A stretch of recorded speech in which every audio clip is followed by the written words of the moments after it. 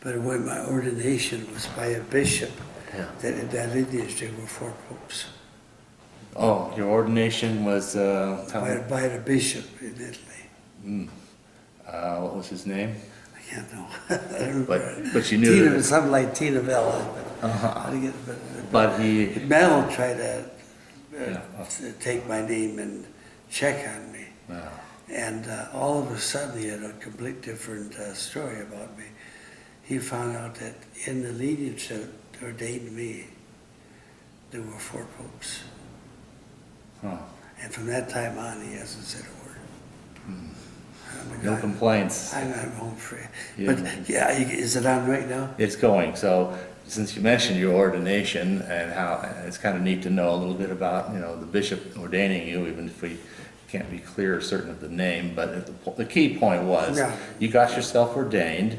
You'd actually been, it turns out, I guess the incarnation happened at the beginning of your seminary practice in 1957, you say. Okay. So you're already incarnated Yeah. into the Salesian order in particular. Yeah. And once they ordained you, they were able to start, having you provide, Yeah. I'm function sure in a that variety we of had local parishes. all the necessary things done to Right, let us out to say Mass. right. So, I mean, you couldn't say Mass if you weren't incarnated, didn't have faculties, and in fact, you did more than Mass. You heard confessions, you did Yeah. marriages, funerals, the whole thing. Whatever was needed in the community, and maybe they're short a priest here or there, and Yeah. you fill in. And so you did this from 1965 till about 1972. Now, at that time, of course, over the course of that time, things were getting more and more Novus Ordo-wise, and with Yeah. the services they were having you do on Sundays in various local parishes and whatnot, they were getting Novus Ordo-wise, and obviously you had to use the newer books as they came Yeah. along. Actually, in those Yeah. years, when I went out to say Mass, it didn't change that much. The Right. Mass was the same every Sunday. Yeah. You had a choice of 3 different Masses, and you could choose whichever one you wanted. And you could choose the one that was Yeah. most Catholic, which Yeah. you would do. Well, yeah, number 1, yeah. Yeah, that's Eucharistic prayer number 1 now they call it, but Yeah. in those days they may have had other ways of doing it. But it was the Roman canon, Yeah. sometimes it's also called. You would use that, and you would say it the way it should be, or as far as what they expected you could do. Yeah, yeah. But now the other thing was by yourself, in your lunch hours and the weekdays. I said the Latin Mass, By yourself though, right? Yeah, all by yourself. but I could sit. There were a lot of old priests sitting in the chapel. I said it for them. Sometimes there'd be some there. Muttering, Yeah. No, I always was someone there. So there actually would have been someone there, Yes. but not in the official capacity. Well, I mean, most of the fellow members of your order and others were celebrating in some sort of a Novus Ordo, whatever. They You did a were kind of part of that. celebration. But you would never be part of that. No, I You wouldn't. stuck with the traditional right from Yeah. the get-go. And that to me is a very, very important thing, because Yeah. then, that's obviously what you love. Except when I went out to the parishes. You followed orders as you believed you were Yeah. obediently required to do. So Yeah. that's what you were doing. We all understand and accept that. I mean, we didn't, who could have known? I mean, Yeah. people are still figuring it all out. Yeah.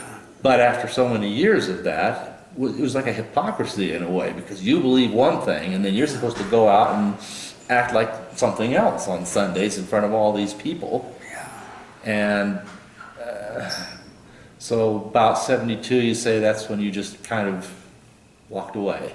Yeah, well, I asked, I didn't, Well, I got permission to go. you did ask permission. But I left with nothing. Right. There was no Well, stipend, there was no vehicle, there was nothing. right. You were a religious order. You have nothing. Vow of No. poverty. But they're supposed to give you something, you got a leave of absence. Yeah. They're supposed to give you enough to last for a couple of weeks or something. They didn't even do that. No, nothing at all. But within a year and a half, I had 3 homes. You were quite the entrepreneur. That's And right. yeah, we were. I remember mentioning some of the different trades that you were trying to I also became do. a contractor. Right. Wow. Seafood. Contractor, selling insurance, liquidator of assets. a variety of different things, and apparently you turned out to be quite good at that. And the reason you... Like I still do support myself. Right, I repair forklifts, right. Wow. big ones, one that lift 40 feet high, 20,000 pounds. Wow. When's the last time you've actually worked on one? Oh, a couple of weeks ago. I got 3 in the yard right now that I'm Oh, working on. wow. I got this big, they call it a grade all. So, It's for grading the freeways angle. oh, okay. I remember you mentioning a great all. Okay.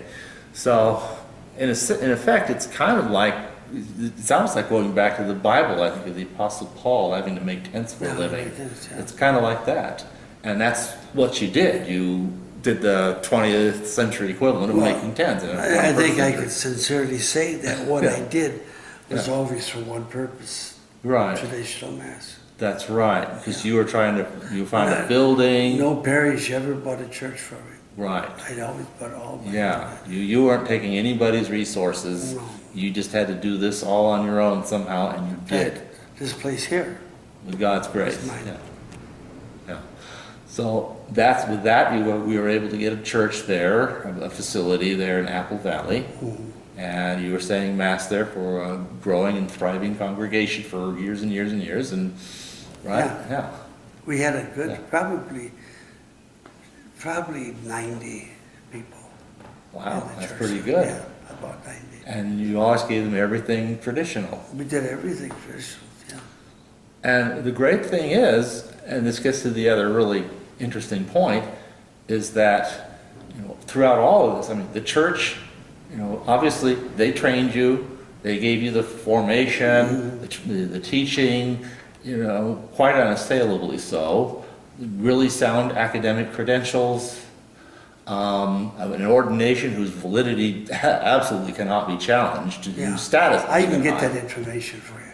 Right, but I can get it, yeah. and so forth. Obviously, you're coordinated into a specific order, and you had the faculties to Yeah. function in all ways as a priest I does. had final vows, that's the way Yeah. of saying, once you get the final vows, Yeah. there's no changing anymore. Right. I mean, faculties could be taken away, but heretics have no power to take that. Yeah. So basically, once they were heretical, they really had no power. No, but they didn't even try to take that away from you, even from their standpoint, Yeah. at least for quite some time. Yeah, So, but what I'm hearing is you got all these qualifications, academic, ordination, training, formation, incarnation, faculties, and effectively, they've never been taken from you. no, And then being in religious order, in effect, they're all around the world. So it's not Yeah. like you had faculties in this parish, which is great No. for that one little corner of the world. You have faculties to function anywhere, Yeah. territorially. You are a truly free agent planet-wide. yeah. And that's a really awesome thing. So, and I think that's really a special thing.